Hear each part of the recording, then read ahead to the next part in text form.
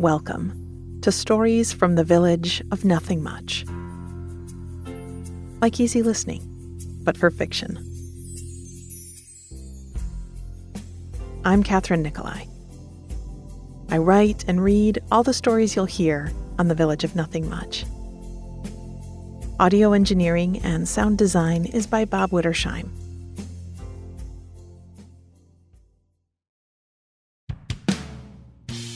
In our show notes, you'll find links to our ad-free premium version, our other shows, and our merch and partner products. I'm going to be doing some live events in the near future, a mix of storytelling and somatic therapeutics, some meditation and some habit building, so now is a great time to join our newsletter through the link in our notes. Let's hang out. In the yoga studio I owned for 15 years, we had a sign hanging behind the front desk. In fact, it's still there. The new owner kept it. It says, "Come as you are." And that was always a really important message I wanted to express to my students. Whatever you're showing up with today, whatever emotion and experience, you're welcome, and you don't have to change anything. The other side of that philosophical coin, the second half of "come as you are," in my mind, is take what you need. Yoga is a rich, expansive practice, but not every lesson will speak to every person. So take the pieces that make sense to you. And I'm telling you this because I realized that I'm working with the same principles in this part of my career. Come as you are into the village with me today, with whatever you have in your hands or on your shoulders. And if any of what I have to show you is useful, please carry it away with you. I know that storytelling can be a sort of emotional scaffolding to give shape to what we feel and strength to rebuild. And it can also just be a little fun escape from the world, a daydream to drift into for a bit. So take what you need, my friend. Before we set out, let's take a deep breath in through the nose and sigh. One more time, breathe in. And let it go. Good.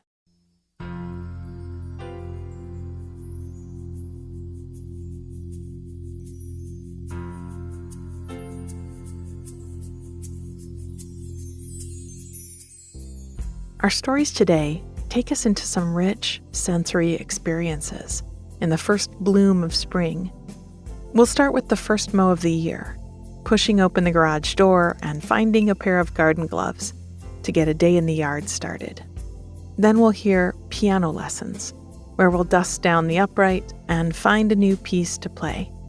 Finally, we're off to the cottage to watch ships on the river, pedal our bikes along the dusty back roads, and listen to the shipping forecast.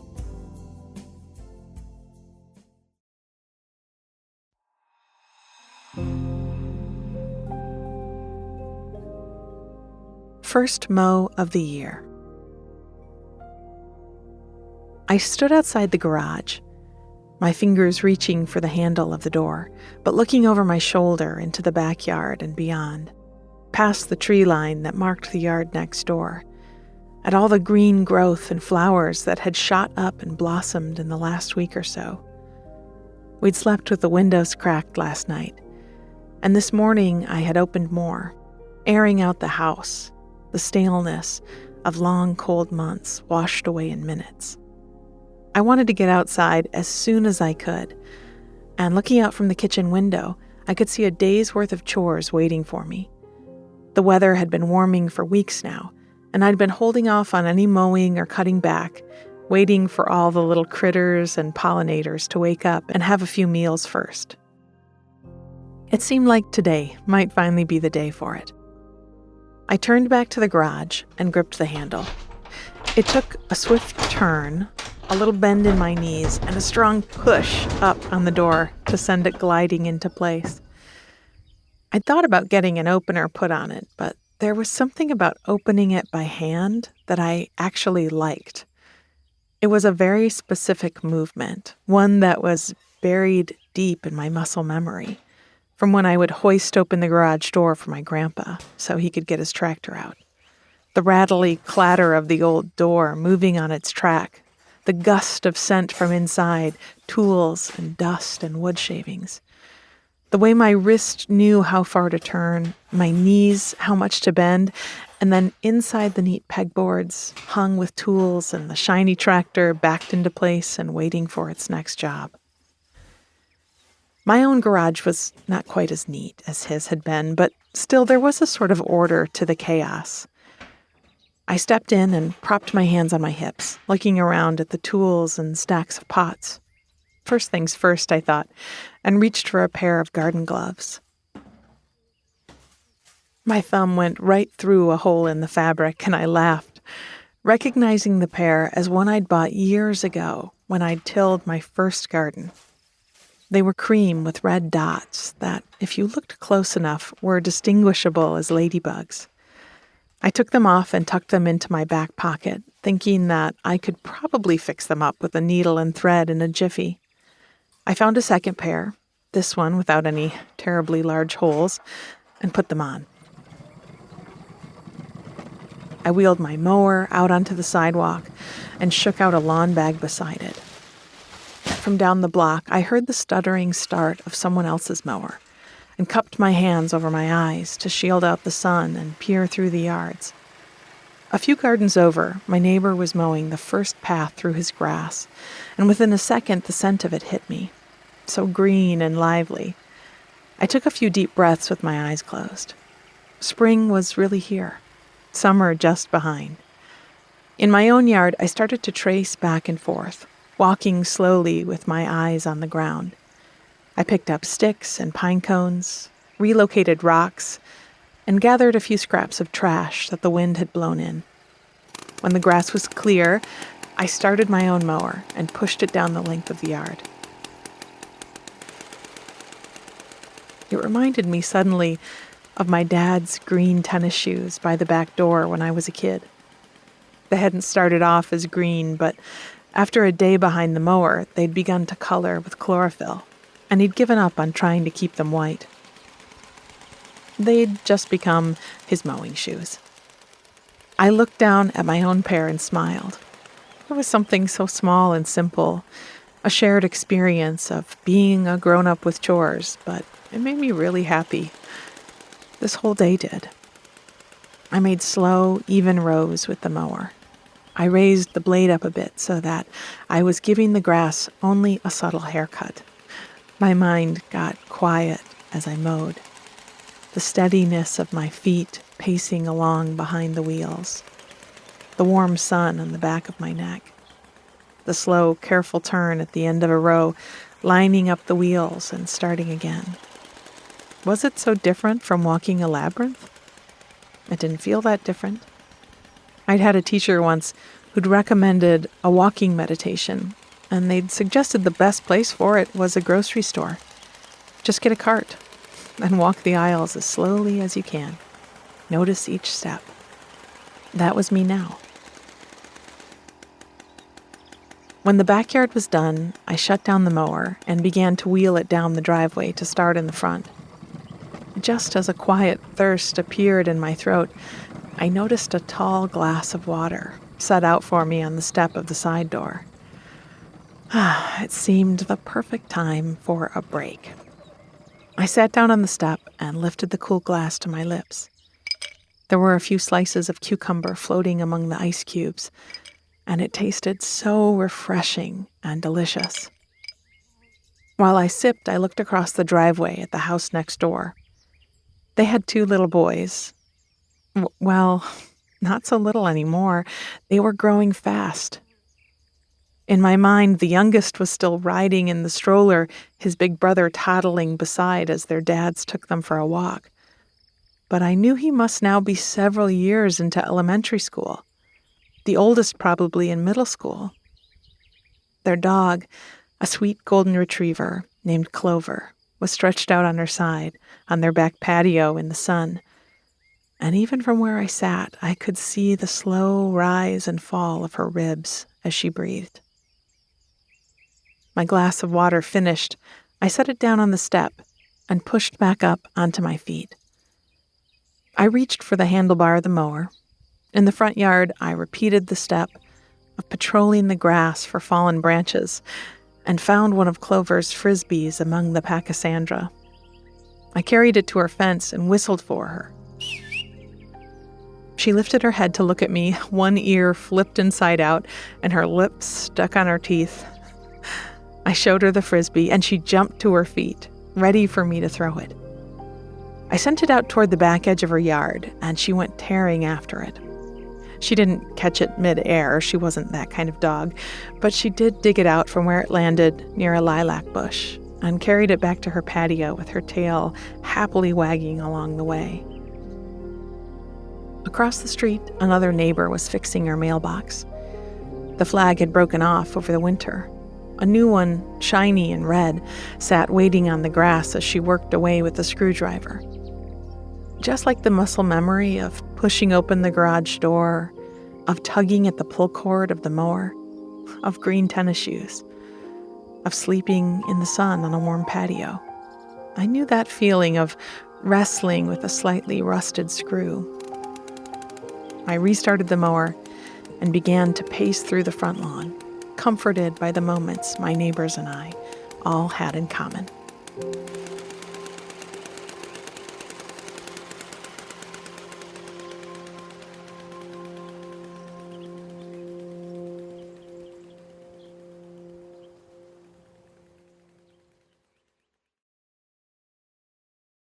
Piano lessons. The bright spring sunshine was helping me find the dust that needed clearing out in our house. It always startles me, that first sunny day when you open the front door and pull back the curtains, and suddenly the air is filled with floating specks, the floorboards crowded with dust bunnies big enough to pass for tumbleweeds. So I'd been working my way through the front room, running my dust cloth over the family photos on the bookshelves, the lamp in the front window, and the broad lid of the piano.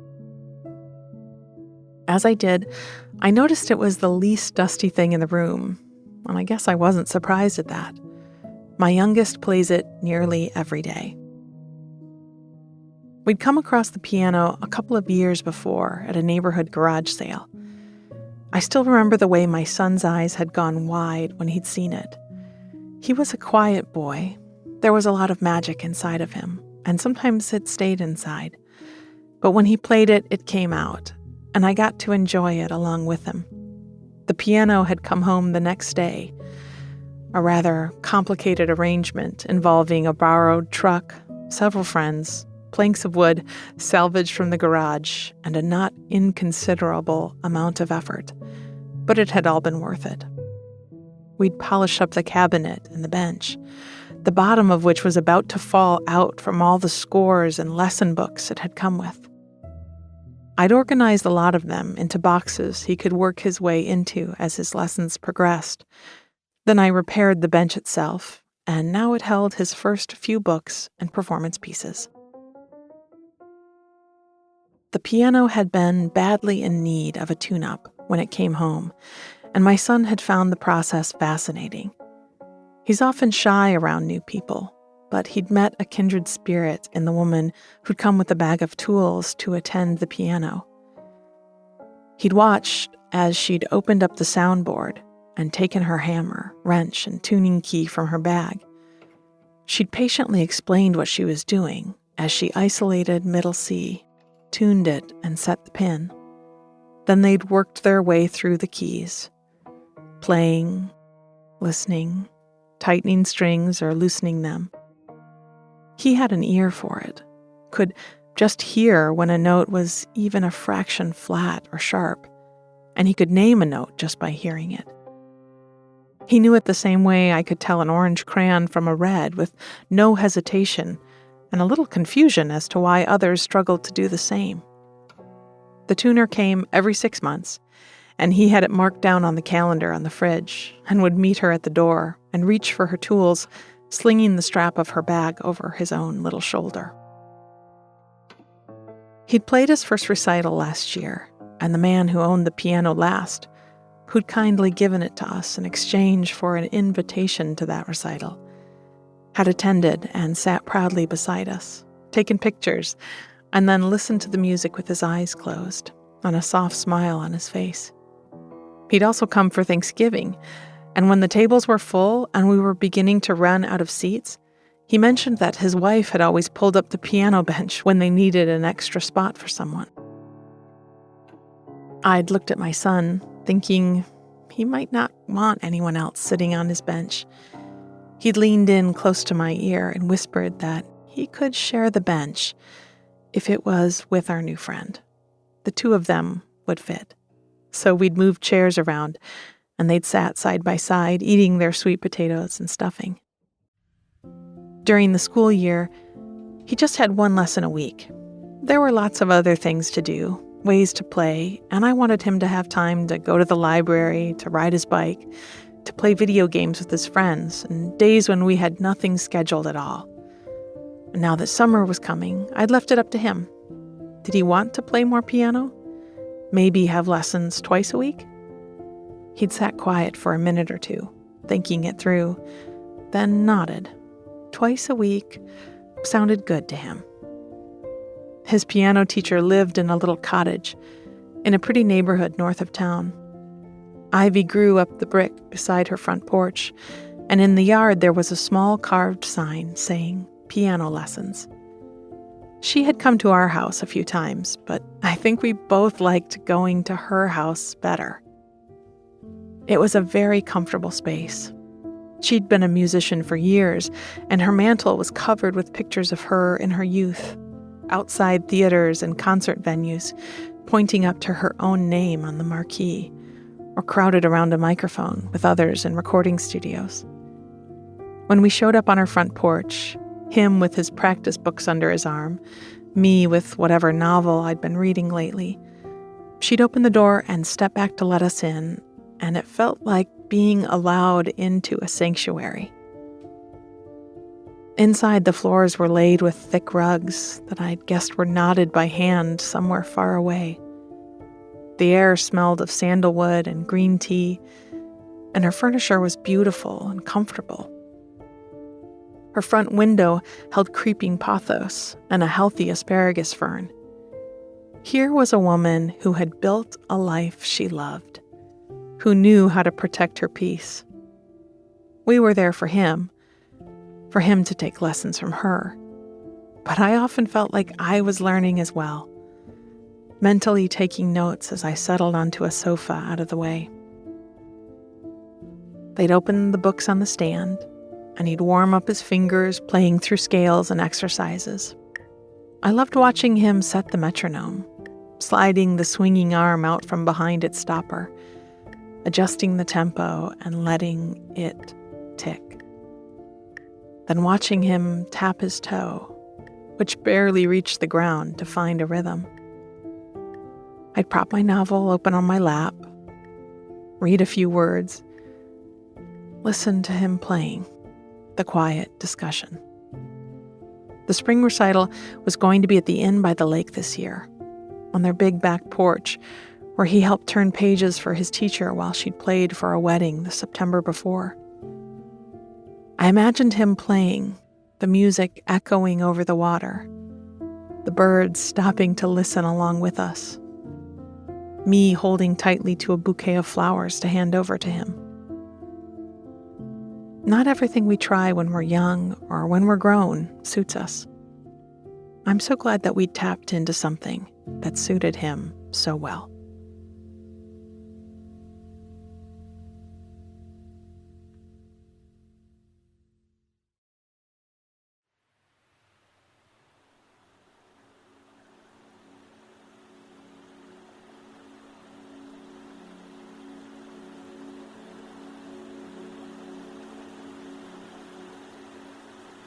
The shipping forecast.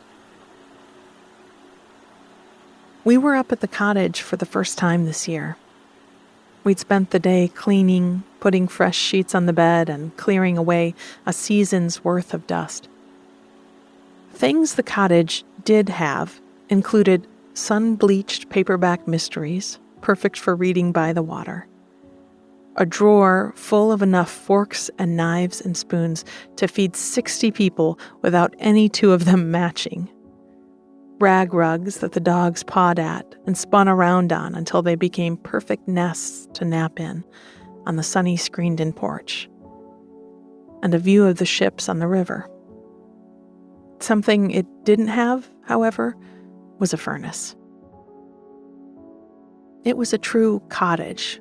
We could only really come in good weather, May to September. Though over the years we had occasionally braved a few October weekends, sleeping in 3 pairs of socks and with all the quilts and dogs piled on the bed.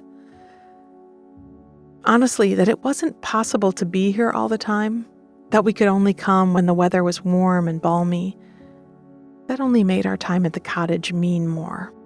It had a bit of magic in it, like a place that only appears on a full moon or is only reachable at low tide when a causeway emerges. Along with the absent heating system, there were also a few things about the cottage that we framed as quirky or charming because, well, they were, but they also couldn't easily be fixed. And even if they could be fixed, it would make the cottage less cottagey. We'd rather slip another matchbook under the table leg than tear up the slightly sloping floor. We'd rather let dinner be late than replace the slow heating but beautiful chrome and enamel stove that had been in place since the late 60s. I'd heard someone say once that there are only 2 mantras, yuck or yum, and to each of the cottage's eccentric quirks, we said yum. The river was shockingly cold. Still, I dipped a toe in, carefully, from the dock. It would be for another month at least. Rivers are different from lakes, as cottages are different from cabins. Different experiences, different things to look forward to. And because of the chilly river, we got to watch ships, freighters and barges, make their way up and down the channel. The buoys that marked it bobbed in the waves, tagged with numbers that, even after all these years, I still wasn't completely clear on the meaning of. Further down the river, a retired ship captain lived in a house with a turret. It looked a bit like a lighthouse, as if she just hadn't been quite ready to let go of her ties to the water.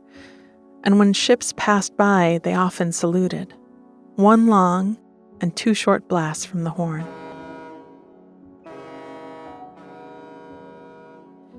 I'd heard them this morning while I was still in bed and smiled into the pillow.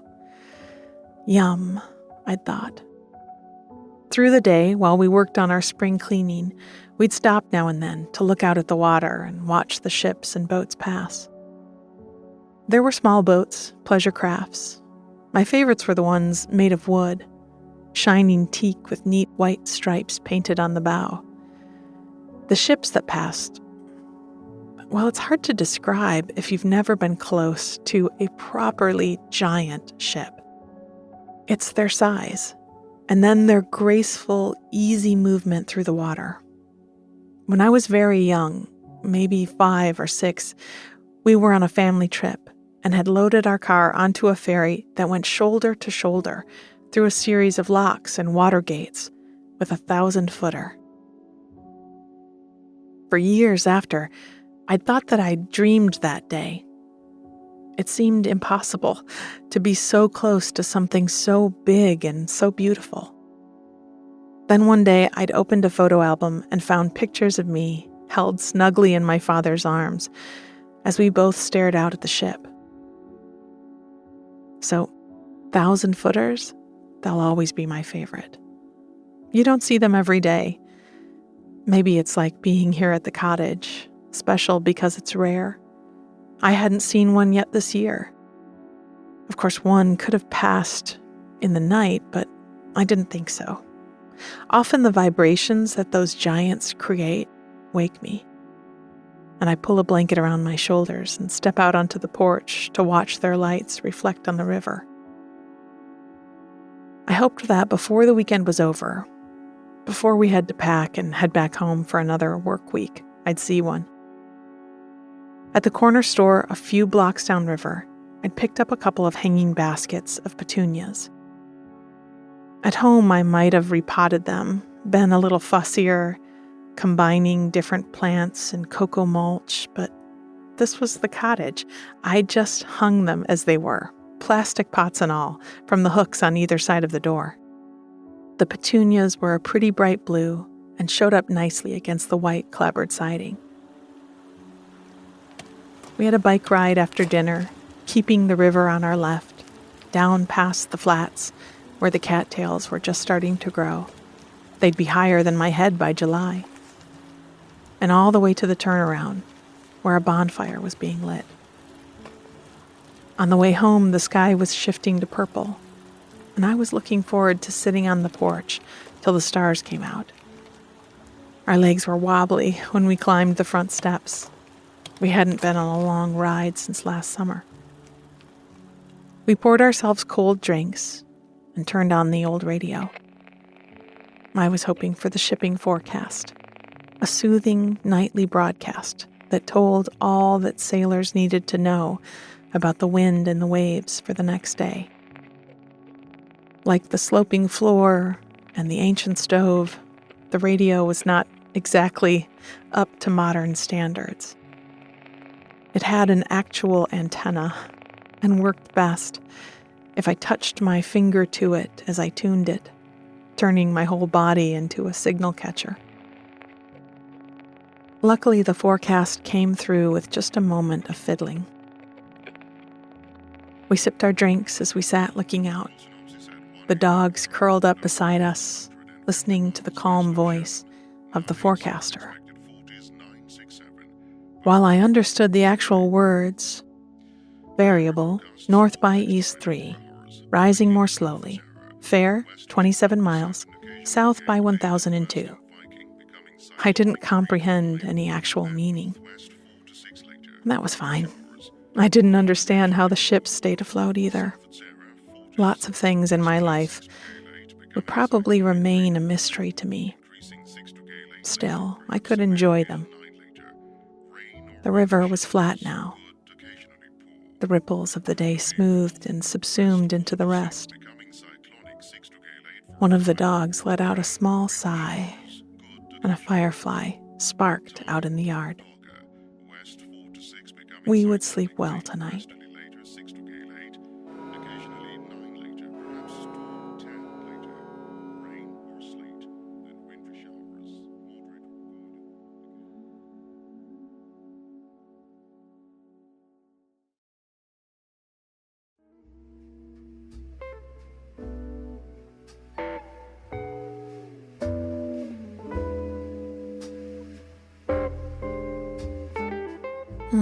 So nice to have some warmer weather stories to tell you.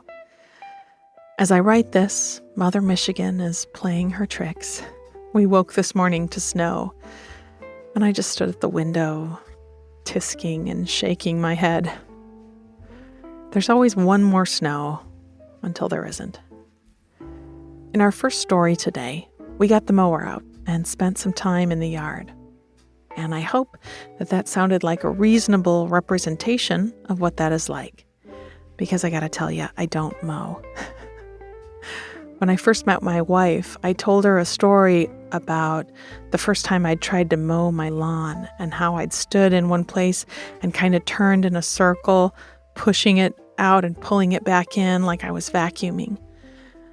Which I realize now didn't make any sense to her because she certainly wouldn't have vacuumed like that either. She believes in straight lines. So she took on the mowing, and while I will sit on the porch and enjoy the smell of the freshly cut grass, I don't really feel like I'm missing out. I experimented in this story with the idea of muscle memory as something soothing and connecting. Sometimes there are things that feel very calming to me that don't land for others, but I figure with hundreds of episodes, there's room for a lot of different experiences. The feeling of pushing open the garage door, of starting a lawnmower or turning a rusty screw, it appeals to the theater kid in me. I remember in my first theater class at Flint Youth Theater being asked to mimic a movement that was unique but that others would recognize.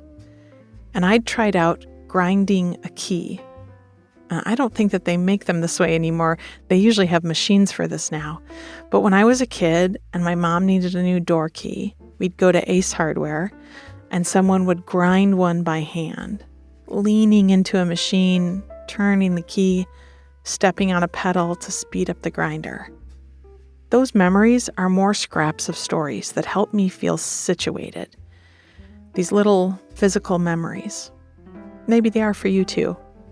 I wonder what you would have picked to demonstrate if you were in class with me back then. This story's narrator lives next door to some established characters in the village, the two nephews of the cool aunt and their dog Clover. They have appeared in lots of previous episodes, and if you want to hear more, try episodes 20, 36, and 43 of this show.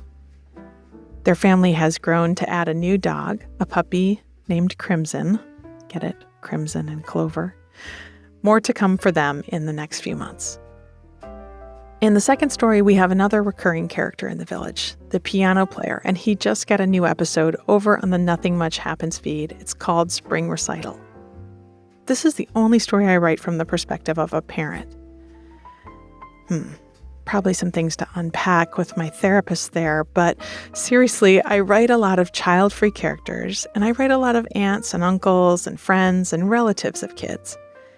And I think that this is mostly because I just don't have that particular experience, and I'm sensitive that commenting on it can just generally not be cool. This storyline is an exception because it feels necessary. The relationship between this parent and this child, it's important. The closeness of really seeing someone as they are, knowing the way their brain works, and loving and supporting it. And I've heard from lots of parents who have children like this little boy, who's special in his own way, that this feels true to their family. The bit about him having an ear that can hear and differentiate between each note perfectly, right? That's called perfect pitch, something I've always struggled to understand until I heard it explained a bit like I do in the story. If I showed you 20 flip cards, the first one green, and the following 19 other colors, now, unless you had a level of color blindness, you'd pretty easily be able to pick out the green one again, right? Well, people with perfect pitch can do that with sound. I don't know, I just find that really amazing. I have taken piano lessons more than once in my life. I think I have studied it enough to know that there is something intrinsic that I don't have, that if I did, would make playing a lot more possible. And it's not that I don't think creativity can be learned and developed. That is 100% what I believe and know from my own experience. Just that while each of us can learn a lot, there are certain slots that our brains fit into more easily. And I recognize that when it comes to music, my own is a square peg to the round hole. And I'm betting just because of how much I want to play music, I'll still try it a few more times in my lifetime. And I'm looking forward to that. Finally, we went to the cottage in our last story. There's a line in here about how cottages and cabins are different, which is a nod to one of the first stories I wrote called Opening Up the Cottage. My own family cottage, where I spent many summers on Harson's Island in Michigan, is much like the one in the story. No furnace, but amazing views of ships. It is truly difficult to understand the size and presence of a 1,000-footer if you have never seen one cutting through the water in front of you. And I realize most people haven't. So I do invite you to the Sioux Locks in Sault Ste. Marie, Michigan to have that experience. You can watch from the visitors' viewing area, and it is truly a wonder of engineering. For another really nice island cottage story, listen to episode 29 of this podcast, a story called The Turnaround. We do have shipping forecasts on the Great Lakes, but they are not the cultural institution that they are in the UK, which is the version of this I first heard of.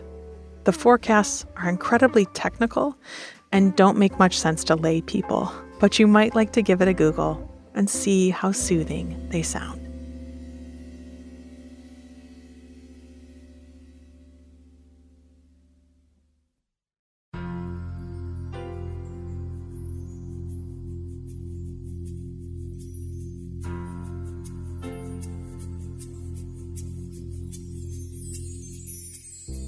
Thank you for spending this time with me in the village of nothing much. Till next time, I wish for you a chance to throw a frisbee for a dog, a seat on the piano bench, and a cool drink on the porch as the sun sets.